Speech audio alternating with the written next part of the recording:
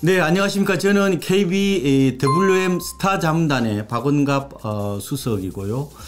이번 시간에는 결국 우리 어떻게 보면 궁극적인 질문일 수도 있어요. 내 집을 어떻게 싸게 장만할 수 있을까에 대한 구체적인 어떤 실천 방안에 대해서 말씀을 드릴 건데, 결론은 이런 겁니다. 통계에 연연하지 말고 매물 가격에 초점을 맞춰라, 이런 얘기인데, 집값 전망이라고 해봐야 여러분 많이 들으셨겠지만 그거하고 실제로 내가 중개업소에 가서 사는 가격하고, 그 말하자면은 시세와 가격 간의 어떤 차이, 이런 착시 현상은 올해 유난히 좀 심할 거로 보여요. 그래서 전망이라는 게 사실상 며느리한테 물어도 모르는 거고, 그리고 돗자리 깔아도 이게 또 알 수가 없는 거예요. 그래서 저는 중요한 것은 내가 어떤 계획을 가지고 실천을 할 거냐, 이게 더 중요한 거 아니에요? 그래서 그렇다면은 올해 전망을 여러 가지 얘기를 하지만, 저는 통계적으로는 집값이 그렇게 하락할 것 같지는 않고, 다만 체감적으로는 좀 냉랭할 거로 보여요. 그래서 통계적으로는 시세를 보면 그냥 저는 보합세 정도로 보고 있는데,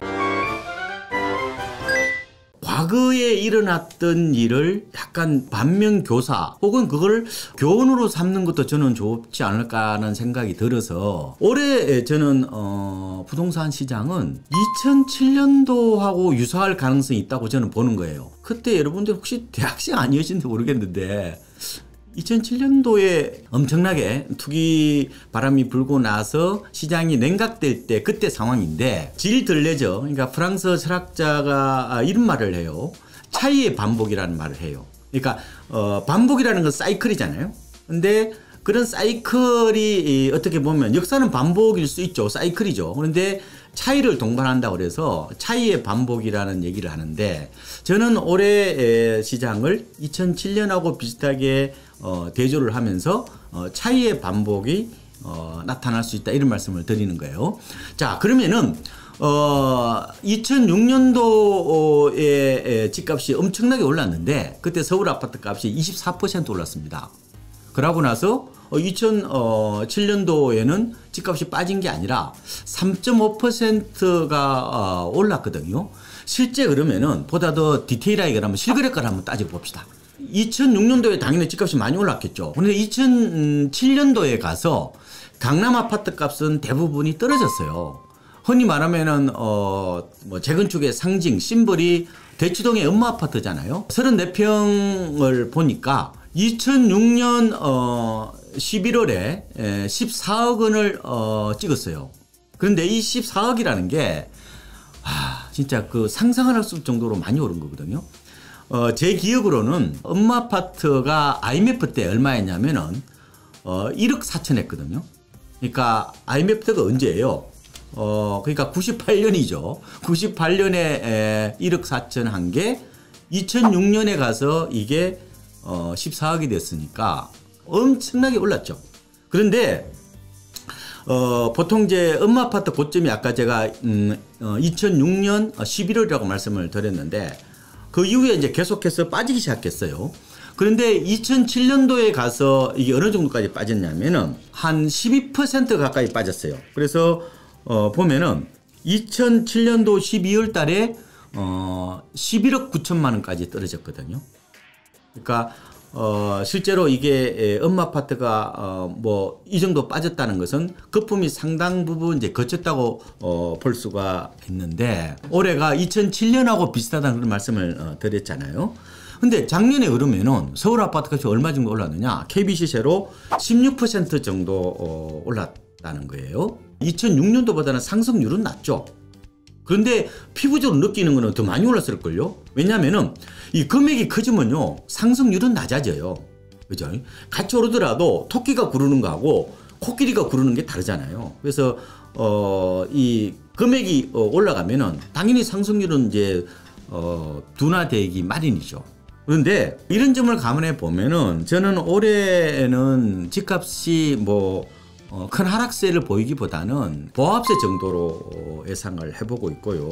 물론 이것도 제 견해가 틀릴 수는 있다고 봐요. 그거는 지나가 봐야 아는 거니까. 다만 이제 실거래가를 중심으로 보면은 가격은 좀 빠져 있을 거다 이렇게 말씀을 드리는 거예요. 그래서 제가 자꾸 통계보다 이런 매물 가격에 초점을 맞추라고 얘기를 하는 이유가 바로 여기에 있는 거죠. 그래서 저는 결론적으로 보면요, 이제 통계적으로는 뭐 약보합세하고 뭐 강보합세를 불규칙적으로 이런 반복하는 울퉁불퉁한 장세가 올해 시장의 특징이 될 가능성이 크다 이렇게 보고요.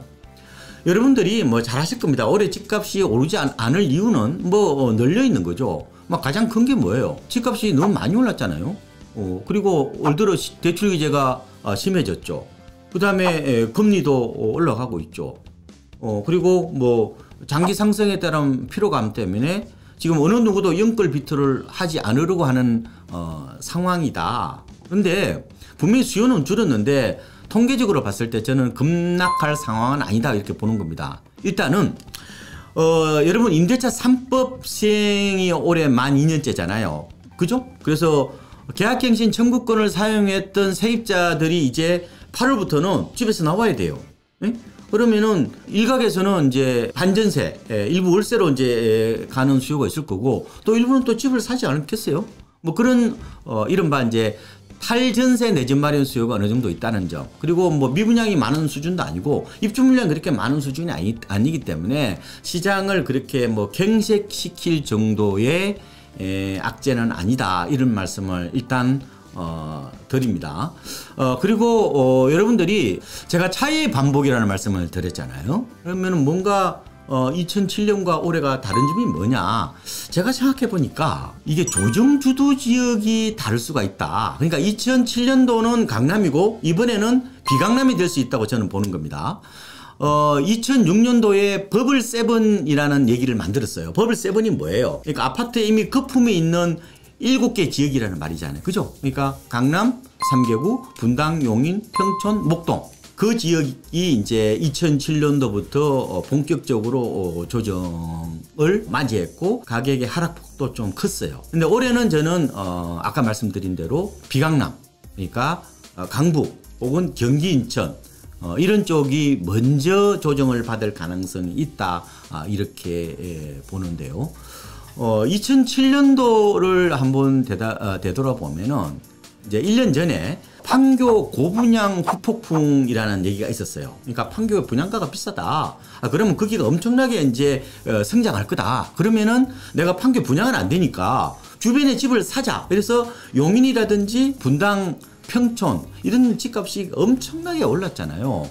일부 지금 용인의 대형 아파트들은 그때 고점을 거의 회복하지 못했거나 겨우 회복한 수준일 정도로 집값이 오버슈팅, 고평가 되었던 거죠.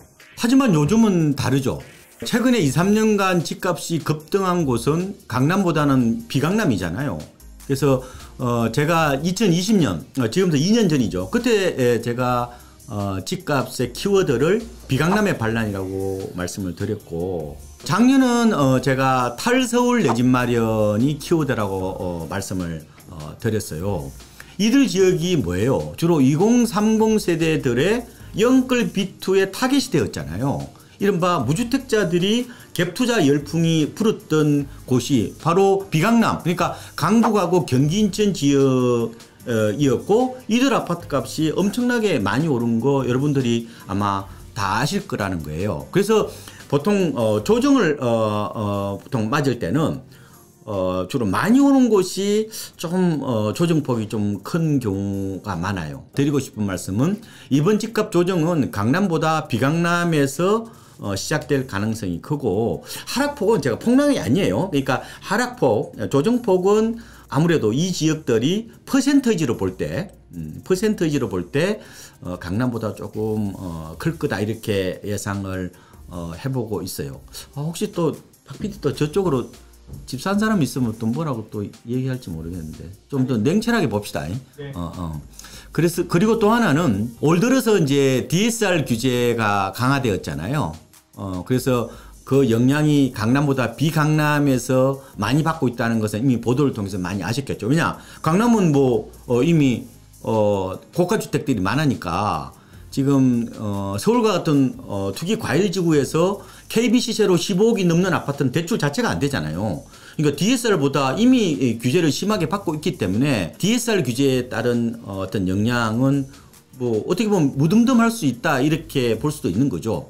그리고 또 하나 봐야 되는데 저는 다주택자에 대한 양도세 한시적 감면을 시행할 가능성이 저는 높다고 봅니다. 어쨌든 한시적 감면을 하게 되면은 집값이 많이 오른 지역을 먼저 처분할 가능성도 있고요. 그리고 인기 지역보다는 비인기 지역을 처분할 가능성도 있잖아요. 그런 측면에서 보면은 절세 매물들이 비강남 지역에 나올 수도 있다. 이렇게 저는 보고 있고요. 다만 아까 제가 계약갱신 청구권을 사용한 세입자들 입장에서 보면은 두 가지 선택. 그러니까 뭐 집을 사든지 아니면 반전세로 가든지, 물론 좀 대출을 받아서 뭐 전세 보증금을 올려줄 수는 있겠지만 지금 대출 금리가 높아가지고 그것도 만만치가 않아요. 그냥 반전세로 넘어가는 경우도 저는 많지 않을까 싶어요. 8월부터 어쨌든 간에 탈전세 내 집 마련 수요가 나타날 수가 있는데 지금 세 사는 사람이 갑자기 강남집을 살 수는 없잖아요. 그죠? 결국은 중저가 주택을 살 수밖에 없는데 만약 이런 수요가 몰려든다면은 이런 비강남 지역에서 조정폭은 조금 줄어들 수 있다 이렇게 봅니다. 근데 전체적으로 구도로 봤을 때는 조정폭이라기보다는 조정되는 비율 정도로 보면 되겠죠. 왜냐하면 가격으로 보기보다는 조정되는 어떤 그런 일종의 뭐 하락 유리라 할까요? 이런 측면에서 보면은 어쨌든 비강남 쪽에서 더 나타날 수 있다. 이렇게 뭐 정리를 하시면 될 것 같습니다. 여러 가지 말씀을 드렸는데 결론은 뭐냐? 아까 말씀드린 대로 통계에 연연하지 마시라는 거예요. 그래서 가격을 중심으로 봐야 된다. 저는 올해 집 사시는 분한테 꼭 말씀을 드리고 싶은 게 이제 집 사는 거는 필수는 아니에요. 저는 선택이라고 봅니다. 전세 더 사셔도 괜찮아요. 왜? 지금은 대세 상승기는 아니라고 보고 거의 이제 대세 상승기가 거의 마무리됐다고 저는 봅니다. 다만 이게 바로 폭락은 안 온다고 말씀을 드렸죠. 그러니까 폭락주의자들 이런 쪽은 너무 극단적인 얘기니까 그건 듣지 마시고 좀 더 냉철하게 중간자적 입장에서 항상 판단하는 이런 지혜가 더 중요한 거거든요. 그래서 그러면 집을 지금 살려고 그러면 어떻게 해야 되느냐? 그러면은 매입가를 낮춰야 되잖아요. 그래서 제가 이런 말씀을 드렸잖아요. 싸게 사면 모든 게 용서된다.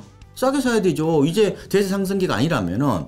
그래서 올해는 아마 지난해와는 달리 묻지마 매수는 없을 겁니다. 이제 그렇게 하려도 안 해요. 그럼 어떻게 되느냐? 거래가 어떻게 되느냐? 주로 금매 중심으로 어떻게 돼요? 거래가 이루어질 거잖아요. 금매는 당연히 시세보다 낮게 이 책정이 될 거잖아요. 그러면은 통계치로 따져보면 이게 극단값이에요. 극단값. 그러면은 현장에서 봤을 때 이 금매물을 시세로 인정을 안 할 거란 말이에요. 그렇죠? 그래서 금매가 시세로 정착되기까지는 시간이 걸려요. 이걸 뭐라고 전문용어로 얘기를 하냐면 평화라 효과, 그러니까 스무딩 이펙트라고 얘기를 해요. 평화라는 게 시장의 변화를 가격에 제때 반영하지 못할 때 어떤 생기는 현상, 이걸 평화라라고 흔히 얘기를 합니다. 그래서 뭐 상승기 때도 나타나고 하락기 때도 나타나는데, 그래서 실거래가가 크게 하락하더라도 통계 수치는 완만하게 하락하는 게 이런 평화라 현상 때문에 생기는 어떤 모습이다. 이렇게 여러분 보시면 돼요. 그래서 여러분 아마 주간 단위로 이렇게 통계 수치가 나오잖아요. 또 월간으로 나오기도 하는데 이런 통계 수치에 너무 목숨 걸지 말라는 거예요. 제 말씀은 통계는 통계를 위한 거고, 나는 중요한 게 뭐냐? 내가 수요자잖아요. 그러면 내가 살 수 있는 매물 가격이 훨씬 더 중요한 게 아닌가? 지표에 너무 연연하지 말아라. 답은 어디에 있다? 현장에 있다는 거예요. 매물에 있다는 거예요. 그러니까 올해는 유난히 평화라 효과라든지 급매물을 시세로 인정하는데 시간이 걸린다든지 통계상 어떤 특성 때문에 이 괴리 현상, 그러니까 착시 현상이 심하니까 결론적으로는 뭐냐면은 다리품을 많이 팔아가지고 현장에서 내가 어떻게 싸게 살 수 있는지에 대한 초점을 맞추면 저는 될 거라고 봐요. 그러니까 올해는 저는 내 집을 꼭 장만한다면은 방법은 많다고 봐요. 뭐 건매물 사는 방법도 있고요. 또 요새 또 올해 분양이 많잖아요. 미분양 사는 방법도 있잖아요. 비교 우위를 통해서, 그러니까 너무 시세에 연연하지 말고 건매물을 살 거냐, 아니 분양받아도 되죠. 분양을 받을 거냐, 아니 미분양을 살 거냐, 그거를 테이블에 올려놓고 그 중에서 내가 가장 좋은 방법을 찾는 지혜가 올해 내 집 마련의 가장 중요한 저는 핵심 포인트다, 이렇게 말씀을 드려요. 그러면은 다음 시간에는 여러분들이 가장 관심을 갖고 있는 이 건매물, 그렇잖아요. 이거를 잡는 법에 대해서 보다 세부적이고 실천 가능한 방법을 좀 말씀을 드릴 테니까 좋아요하고 구독 같이 해주시면 너무 감사드리겠습니다. 감사합니다.